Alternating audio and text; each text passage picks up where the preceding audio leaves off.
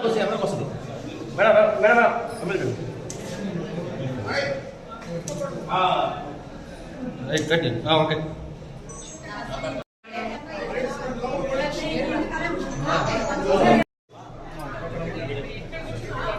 ఇది కార్యక్రమం అయిపోయిన తర్వాత రాజముద్రతో ఉన్నటువంటి ఆ ఊర్లో ఏం కావాలన్నా ఏ సమస్యలున్నా ఆయన నా దగ్గరికి తీసుకొస్తారు అని చెప్పి ఒక గట్టి నమ్మకం నాకు. అందుకనే నేను ఎప్పుడు పోతిరెడ్డిపాళెం గురించి మీకేమైనా కావాలా అన్నా నేను అడగను. ఎందుకంటే ఆయనకే తెలుసు ఆయన ఊరిలో ఉన్న సమస్యలు. ఆయనే నా దగ్గరికి తీసుకొచ్చి మీకు అందరికీ ఏ సమస్య ఉన్నా తీర్చడానికి ఆయన ముందుంటారు. అలాంటి విధానాల్లో ఈరోజు ఇప్పుడే వీళ్ళందరూ చెప్పారు పట్టాదారు పాస్ పుస్తకాల గురించి. ఎప్పుడో ఎన్నో 3 తరాల నుంచి కూడా లేవని చెప్పి ఇప్పుడే ఆ అన్న చెప్పారు. ఇటువంటి ఒక కార్యక్రమం ఇన్ని సంవత్సరాల నుంచి పూర్తిగా డెల్టా ఏరియా అయిన మన కోవూరు కాన్స్టిట్యున్సీలో నెల్లూరుకు కూతవేట్లో ఉన్న పోతిరెడ్డిపాళెం గ్రామంలో ఇన్ని రోజుల నుంచి ఇంతమంది రైతులు అవస్థపడుతుంటే ఎందుకు ఊరుకున్నారో నాకు అర్థం కాదు. ఇక్కడ చేయడానికి పనులే లేవని చెప్పి ప్రతి ఒక్కరూ ఇంతకుముందు చెప్తూ ఉంటారు. కానీ ఈరోజు ఇంతమంది మన సుమారు 322 పట్టాదారు పాస్ పుస్తకాలు రాజముద్రతో ఈరోజు ఎన్నో సంవత్సరాల నుంచి వాళ్ళకి అందనటువంటి పాస్ పుస్తకాలని ఈరోజు అడంగల్లో ఎక్కించి ఆ ఇనాం భూముల్ని వాళ్ళకి మనం ఇస్తున్నామంటే ఇటువంటి కార్యక్రమానికి స్పందించి మనం అడగంగానే మనకి సహాయం చేసిన మంత్రి అనగాని సత్యప్రసాద్కి, అలాగే ఇలాంటి ఒక సిస్టమ్ని తీసుకొచ్చి ఎవరైనా కానీ రైతులు ఆపదలో ఉంటే ఇది రైతుల ప్రభుత్వం, ప్రజల ప్రభుత్వం, పేదల ప్రభుత్వం, అన్నదాతలకి అండగా ఉండే ప్రభుత్వం అని చెప్పి పదే పదే చెప్పే మన ముఖ్యమంత్రి చంద్రబాబు నాయుడు గారికి ముఖ్యంగా మనం ధన్యవాదాలు తెలుపుకోవాలి ఈ సందర్భంగా అని చెప్పి మీకు అందరికీ నేను తెలియజేసుకుంటున్నాను. ఎందుకంటే మనం అధికారంలోకి వచ్చి 2 సంవత్సరాలు పూర్తయింది.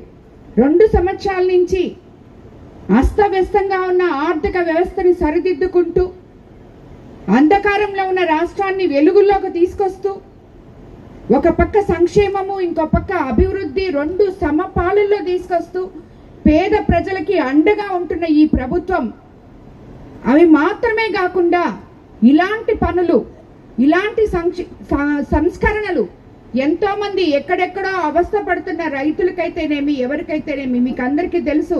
అసలు ల్యాండ్ యాక్ట్ రద్దు చేయడం మన తొలి సంతకంగా ముఖ్యమంత్రి చంద్రబాబు నాయుడు గారు అధికారంలోకి రాకముందు ఎలక్షన్ ముందు చెప్పారు. రాగానే ల్యాండ్ యాక్ట్ రద్దు చేశారు. ప్రతి ఒక్క రైతుకి పట్టాదారు పాస్ పుస్తకాలు రాజముద్రతో ఇవ్వడం జరిగింది.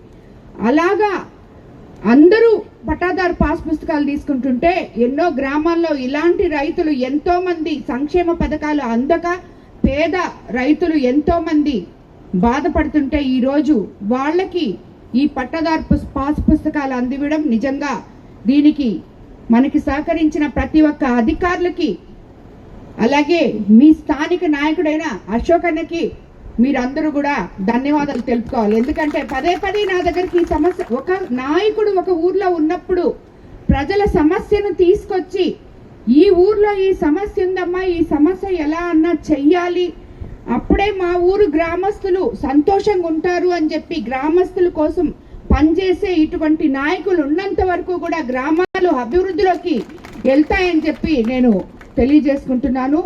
అన్న మీరు ఇట్లాంటి సమస్య నా దగ్గరికి తీసుకొచ్చి నా చేత చేపించినందుకు నిజంగా మీకు నేను ధన్యవాదాలు తెలుపుకుంటున్నాను. అలాగే ఇందుకు సహకరించిన ప్రతి అధికారికి కూడా, ఎంఆర్ఓ గారికి అయితేనేమి, కలెక్టర్ గారికి అయితేనేమి, అందరికీ కూడా నేను ధన్యవాదాలు తెలుపుకుంటున్నాను.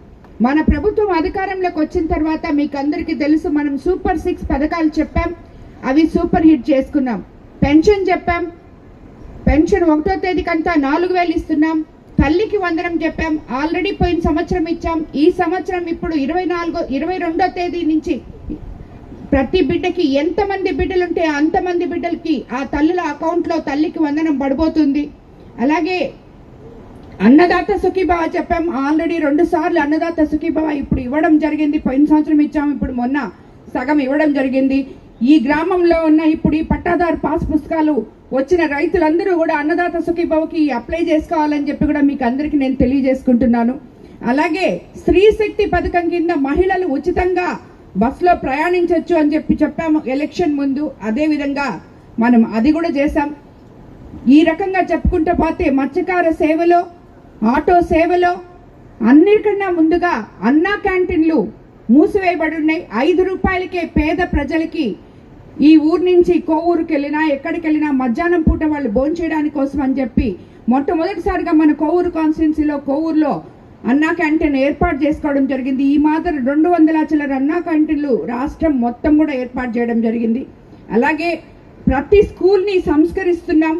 క్లాస్కి ఒక టీచర్నిగా పెట్టి పిల్లలు బంగారు భవిష్యత్తులో నడిచేలాగా మన యువ నాయకులు నారా లోకేష్ బాబు గారు ప్రయత్నం చేస్తున్నారు.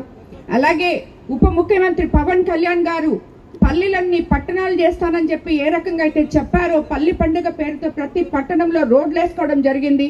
ఎక్కడ గుంతలు లేకుండా మనం పూడ్చుకోవడం జరిగింది. అదే కాకుండా కొత్త రోడ్లు వేసుకున్నాం. ఈ రోజు మనం కోవూరు కాన్స్టిట్యున్సీలో తెలుగుదేశం ప్రభుత్వం అధికారంలోకి వచ్చిన తర్వాత మన దగ్గర డబ్బులు లేవు, మనం చాలా కష్టాల్లో ఉన్నాము అని మీకు అందరికీ తెలిసినా కూడా సుమారు అన్ని రంగాల్లో ఇరిగేషన్లో అయితేనేమి, ఆర్ఎంబీలు అయితేనేమి, పంచాయతీరాజ్లో అయితేనేమి, ఇలాగ చెప్పుకుంటూ పోతే అన్ని రంగాల్లో సుమారు 760 కోట్లతో మనం అభివృద్ధి పనులు చేస్తున్నాం కోవూరు కాన్స్టిట్యున్సీలో మాత్రమే.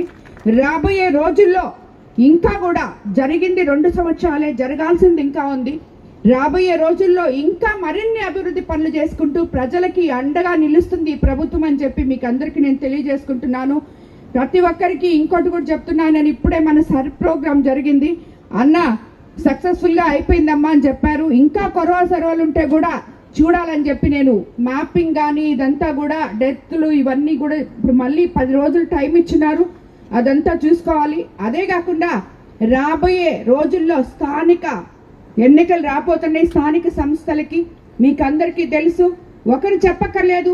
ఈ ప్రభుత్వం బాగోగులు ప్రజల గురించి ఎలా చూస్తుందో మీకు తెలుసు. ఇప్పుడే నేను చెప్పాను, ఒకవైపు సంక్షేమం, మరోవైపు అభివృద్ధి. ఇవన్నీ కాకుండా ప్రజలకి ఏది ఎక్కడ ఎప్పుడు అవసరమో అవి తీర్చే ప్రభుత్వమే కూటమి ప్రభుత్వం అని చెప్పి అందరూ గుర్తుపెట్టుకోవాలి. ఇవంతా ఒక ఎత్తు అయితే మానవతా దృక్పథంతో ఉన్న మన సీఎం చంద్రబాబు నాయుడు గారు మన కోవూరు కాన్స్టిట్యున్సీలో ఈరోజు సుమారు 1000 మందికి అనారోగ్యంతో ఒకవైపు బాధపడుతుంటే ఆర్థికంగా అండగా నిలిచిన కుటుంబ పెద్ద ఆయన. కాబట్టి ఇవన్నీ మీరు గుర్తుపెట్టుకోవాలని చెప్పి కూడా ఇప్పటి వరకు ఏ ప్రభుత్వము ఈ మాదిర ఒక కాన్స్టిట్యున్సీలో ఇట్లా చూసుకుంటూ పోతే ప్రతి కాన్స్టిట్యున్సీలో ఇచ్చిన మనము రాష్ట్రం మొత్తం, కానీ మనం సుమారు 10 కోట్ల పైన 1000 మందికి అండగా నిలిచిన ప్రభుత్వం, అండగా నిలిచిన ముఖ్యమంత్రి చంద్రబాబు నాయుడు గారు అని మీరు అందరూ గుర్తుపెట్టుకోవాలి. ఇప్పుడే ఇంతకు ముందే చెప్పారు అన్న, ఎలక్షన్ ముందు మీరు 2 మాటలు చెప్పారమ్మా. ఒకటి ఇనాం భూములు క్లియర్ చేస్తామన్నారు, అది అయిపోయింది. రెండోది షుగర్ ఫ్యాక్టరీ అని. షుగర్ ఫ్యాక్టరీ గురించి చాలా మంది నా దగ్గరికి ఎప్పుడు వస్తుంటారు. కాకపోతే నేను రోజు వాళ్ళకి నేను దాంట్లో జరుగుతుండే ఏం చేస్తున్నాము అని చెప్పి నేను చెప్పలేను కాబట్టి చెప్పట్లేదు. కానీ షుగర్ ఫ్యాక్టరీని ఒక్కరోజు కూడా నేను మర్చిపోవటం లేదు. అధికారుల దగ్గర కానీ, ముఖ్యమంత్రి గారి దగ్గర కానీ, మినిస్టర్ దగ్గర కానీ ప్రతి ఒక్కరి దగ్గర ఈ షుగర్ ఫ్యాక్టరీ గురించి నేను మాట్లాడుతూనే ఉన్నాను. ఏ రకంగా అయితే కేసులు విత్డ్రా చేయించాలో, ఏ రకంగా అయితే వాళ్ళకి ఎంప్లాయీస్ ఎవరైతే ఇబ్బంది పడినారో 2 రోజుల ముందు కూడా మేము మీటింగ్ పెట్టుకొని ఎండి గారితో అలాగే దానికి సంబంధించిన నాయకులతోటి కూడా మాట్లాడడం జరిగింది. అతి త్వరలో దీన్ని మనం పరిష్కారం చేస్తామని చెప్పి మీకు అందరికీ నేను తెలియజేసుకుంటాను. ఇవన్నీ ఒక ఎత్తు